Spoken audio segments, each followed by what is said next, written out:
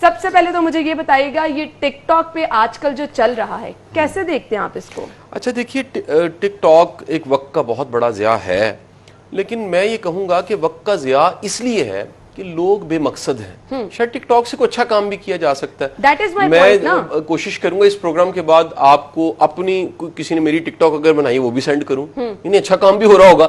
लेकिन क्योंकि लोगों के पास मकसदियत नहीं है, वो एक्सप्रेस करना चाहते हैं, अपना आप दिखाना चाहते हैं, अपना मनवाना चाहते हैं, और ये करने के लिए वो टिकटॉक का इस्तेमाल करने लग पड़ते हैं। अब मैं इसकी इतनी मुखालिफ क्यों हूँ? क्योंकि आपने बताया कि इस पर बामकसद चीजें भी हैं, आपने अपनी खुद मिसाल दी। मैं इसके मुखालिफ क्यों, ये मैं आपको पॉइंट बताऊंगी, लेकिन अब जी तो हम बात कर रहे हैं सोशल मीडिया के इस्तेमाल के हवाले से, गुफ्तगू का सिलसिला आगे बढ़ाएंगे। कासिम अली शाह साहब, मेरा पॉइंट ये है कि जब आपको एक तीसरा हिस्सा पॉजिटिविटी का नजर आएगा, जब आपको मैं वही कह रही हूँ ना, तब आप कैसे एक चीज की जो है मुखालिफत नहीं करेंगे? मैं तो इसलिए मुखालिफत कर रही हूं। मैं कहता हूं कि जो टेक्नोलॉजी है ना, वो छुरी की मानिंद है।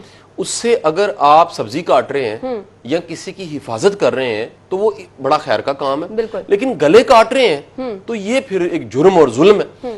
अब टेक्नोलॉजी को बामकसद आप इस्तेमाल कर सकते हैं, बशर्ते आप बामकसद हैं। यानी ये सब चीजें जो आज आई हैं, जो जिनके मरहूने मिन्नत हम सारा मैसेज फैलाते हैं, बातचीत करते हैं, अगर आपके पास, आपने बड़ी अच्छी एक बात की जब इंट्रो आप करवा रहे थे कि अगर आपके पास कहने को कुछ नहीं है तो फिर आप क्या करेंगे? आपको एक बड़ी मजे की बात बताऊं, किसी भी फेसबुक पेज पे जाइए और उस बंदे ने जो चीजें शेयर की हैं, जो लाइक हैं, जो चीजें वो उसने सब्सक्राइब की हुई हैं, आप जरा चेक कर लें, 80% उसकी पर्सनैलिटी उसके पेज पे पड़ी होती है, अकाउंट पे पड़ी होती है। क्योंकि जो कुछ वो कर रहा होता है, लाइक या डिसलाइक, लाइक का मतलब है पसंद, डिसलाइक का मतलब है नहीं पसंद। लेकिन अनफॉर्चुनेटली हम इस तरह के लोग बन गए हैं कि हमने नहीं कुछ देखा, लाइक किया। मैंने बहुत सारे लोग ऐसे देखे हैं जो कंटेंट को देखते भी नहीं है, उन्हें इस्तेमाल नहीं आता। और आप एक और ट्रेजेडी देखिए, मैंने चंद दिन पहले एक एक्सपीरियंस किया। हम चंद दोस्त बैठे हुए थे और हमने कहा 20 मिनट में देखते हैं पेज पे क्या होता है। एक पोस्ट लगाई सिर्फ, आज के दिन में आपने क्या सीखा है। सही। अना नीचे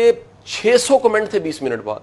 सही। और उसमें नेक से नेक कमेंट थे, कह रहा था आज मैंने तौबा कर ली है और आज मैं हक के रास्ते पे चल पड़ा हूं, और कोई इंतहाई गैर संजीदा बात कर रहा है। मैंने कहा लोग वेले हैं, लोगों के पास, हम पैराग्राफ लिखने के लिए, आज मैंने एक ब्लॉग लिखना है, एक टीवी प्रोग्राम करना है आपके साथ, शाम को एक ब्लॉग लिखना है, मुझे पूरा दिन सोचना पड़ेगा उसके लिए कि मैंने क्या कहना है, किस तरह कहना है। लेकिन ये काम जो की पैड फाइटर है, ये वर्ड भी नया है ना जी, की पैड फाइटर, ये की पैड पे फाइटिंग बड़ी आसान है। प्रैक्टिकली करना, बेमकसदियत का होना, उसका सबसे बड़ा नुकसान ये कि उस बंदे की अपनी एनर्जी जाया जाने लग पड़ती है। अच्छा, वो लोग जो तनकीद करते रहते हैं, बड़ा अच्छा जुमला वासिफ अली वासिफ साहब का, वो कहते हैं कि आप जितनी एनर्जी तवानाई लगा रहे हैं किसी की खामी तलाश करने, बिल्कुल उतनी तवानाई खुद पे लगा दें तो खूबियां पैदा हो जाए। बिल्कुल, बहुत जबरदस्त ये बात है, और हमारे बहुत सारे लोगों को इसी चीज की अब जरूरत है। मुझे सिर्फ ये बता दें, अब टिकटॉक हम इसको तनकीद का निशाना बना रहे हैं, मुझे नहीं समझ आती।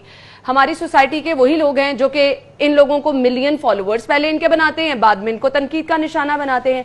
अब ये साइकी क्या है? मतलब क्यों हम पहले लोगों के, जिस तरह मैंने कहा, लोग देखते भी नहीं, लाइक करते जा रहे हैं धड़ाधड़, उसके बाद जब कुछ ऐसी चीज सामने आई आप पकड़ के तनकीद का निशाना बनाने लगे। ये बड़ा फितरती है। मतलब आप जो पोर्ट्रे कर रहे हैं वो टिकटॉक के जरिए, फेसबुक के जरिए, वीडियोस के जरिए, ब्लॉग्स के जरिए, राइटिंग्स के जरिए, उस पर पूरा उतरना बड़ा मुश्किल होता है। यानी आप अपने आप को वलीउल्लाह साबित कर दें, लेकिन आप प्रैक्टिकली वैसे ना हो, तो वो जो गैप है, कोलोफेल का तजाद है, वो कोलोफेल के तजाद की वजह से बड़े मसले पैदा हो जाते हैं। फिर लोगों का ट्रस्ट खत्म हो जाता है। वो कहते हैं हम एतबार किस पे करें, हम जहां पांव रखते हैं वो स्लिप हो जाती है, जमीन निकल जाती है, जिस आसमान के नीचे आते हैं छांव खत्म हो जाती है। सो ये एक मिजाज इस माशरे में कहीं ना कहीं ये बना है और बड़ा है। अच्छा, पुराने जमाने की खराफाती रिसाले हम वो भूल गए हैं, उस जमाने के बड़े मसाइल थे, अजीबो गरीब किस्म के रिसाले पढ़े जाते थे, बिकते थे, मिलते थे, वो सब चीजें थी।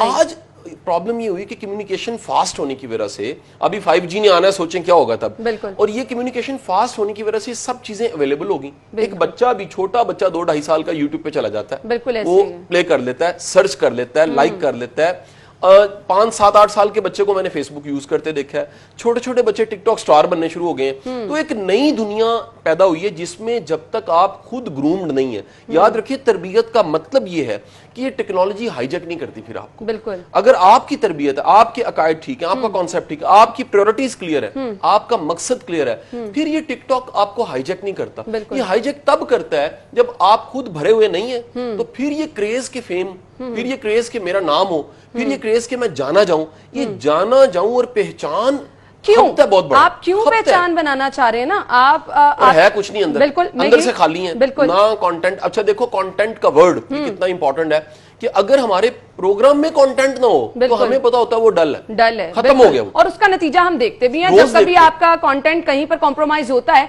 वहां पर फिर आपको पता भी चल जाता है कि अच्छा ये चीज लोगों को पसंद है, हमने कब क्या कहा। मतलब आज हम थोड़ा फास्ट खेल रहे हैं, क्यों खेल रहे हैं, एक ये भी एक स्टाइल है बात करने का, ये भी अंदाज है। तो आप तजुर्बे करके सीख के कहते हैं कि मैंने बात पहुंचानी है, किस तरह से पहुंचानी है। और अना ये कंफर्म है, देखो मैं आपको कब से देख रहा हूँ सिटी 42 पे, मैं अपना काम करूं, मुझे 20-22 साल लग गए।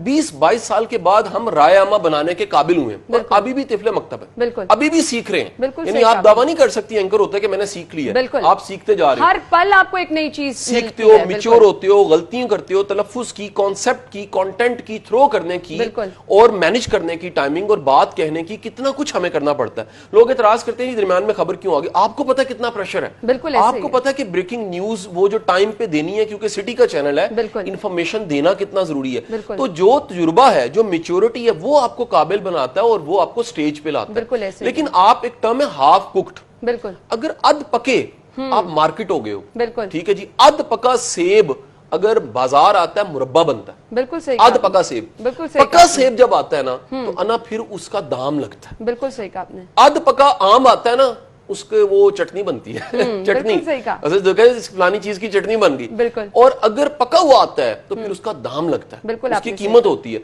तो हमें भी थोड़ा बेसब्रा नहीं होना चाहिए, अपने आप को मैच्योर करना चाहिए, अपनी ग्रूमिंग करनी चाहिए, और फिर कंटेंट, पर्सनैलिटी, शख्सियत के साथ। मैं आपको एक बड़ी पक्की नुस्खे की बात बताऊं, अगर आपकी बात में जान है ना, बिल्कुल, तो भाई मरने के बाद भी वो जाए। अगर आपकी बात में जान नहीं है ना, तो आपकी जिंदगी में क्या अगले दिन ही खत्म हो जाएगी। आज की अखबार जो छपी है ना, कल के दिन वो रद्दी है। बिल्कुल, आज की ताजा अखबार और खबर कल के दिन उसके ऊपर रख के ना टिक्की नान वो लोग खा रहे होते हैं, उसकी लाइफ इतनी है। लेकिन अगर उस अखबार में कोई ऐसी काम की चीज है, कोई ऐसा मैसेज है, लोग कटिंग करके फाइलों में लगा लेते हैं कि मैंने इससे सीखा। बिल्कुल, अब मकसद क्लियर होना, अब उस मकसद को आप किस तरह से लेके चल रहे हैं, ये सब चीजें डिपेंड करती हैं आगे आपको चल के जो मुश्किलात फेस करना पड़ेंगी उस पे। क्या कहेंगे आप? अच्छा देखिए, नुमाया होने का सबसे बड़ा नुकसान ये है कि आपकी खूबियां खामियां दोनों नुमाया हो जाती हैं। बिल्कुल, आपने सही कहा, बड़ा अहम जुमला है। बिल्कुल, यानी हम चाहते तो हैं सारी दुनिया हमें जाने, लेकिन जब जानेगी तो फिर मुमकिन है मजाक उड़े, फिर मुमकिन है कि आपकी छोटी सी को गलती पकड़ी जाए, मुमकिन है आपको कोई तनकीद का निशाना, फिर आप में बर्दाश्त भी होनी चाहिए। एक बड़ी मजे की आपको एक बात बताऊं, मेरे मिसेस के जो ग्रैंड पा थे, वो राइटर थे, वो लिखते थे उमरू अयार कैरेक्टर पे।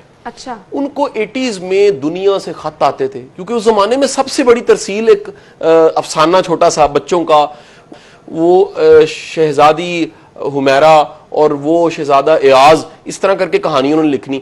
एक दफा वो बैठे हुए तो उन्हें खत आया, वो खत उन्होंने पढ़ा और अपने साहबजादे को पढ़ाया, खलील साहब को। उसमें गालियां थी, तनकीद थी। अच्छा, तो उन्होंने, बेटे ने कहा अब्बा जी इतनी मोहब्बत आती है, ये क्या है? उन्होंने कहा बेटे ये मेरे काम का हिस्सा है।